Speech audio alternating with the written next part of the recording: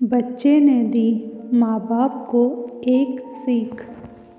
किसी गांव में एक बूढ़ा व्यक्ति अपने बेटे और बहू के साथ रहता था। परिवार सुखी संपन्न था, किसी तरह की कोई परेशानी नहीं थी। बूढ़ा बाप, जो किसी समय अच्छा खासा नौजवान था, आज बुढ़ापे से हार गया था।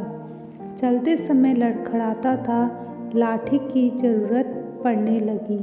चेहरा झुर्रियों से भर चुका था, बस अपना जीवन किसी तरह व्यतीत कर रहा था।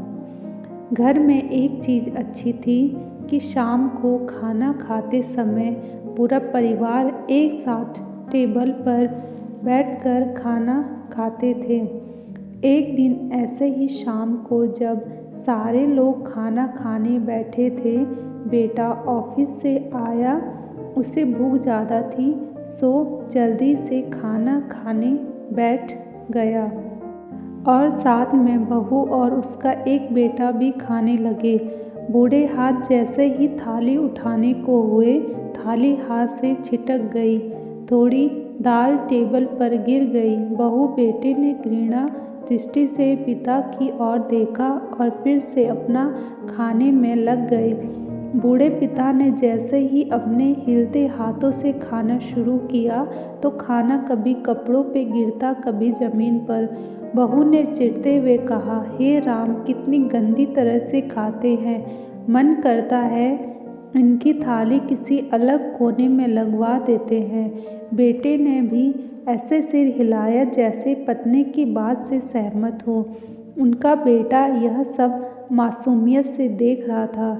अगले दिन पिता की थाली उस टेबल से हटाकर एक कोने में लगवा दी गई। पिता की डबडबाती आंखें सब कुछ देखते हुए भी कुछ बोल नहीं पा रही थी। बूढ़ा पिता रोज की तरह खाना खाने लगा। खाना कभी इधर गिरता, कभी उधर। छोटा बच्चा अपना खाना छोड़कर लगातार अपने दादा की तरफ देख रहा था। माँ ने पूछा, क्या हुआ बेटे, तुम दादाजी की तरफ क्या देख रहे हो और खाना क्यों नहीं खा रहे हो? बच्चा बड़ी मासूमियत से बोला, माँ, मैं सीख रहा हूँ कि वृद्धों के साथ कैसा व्यवहार करना चाहिए।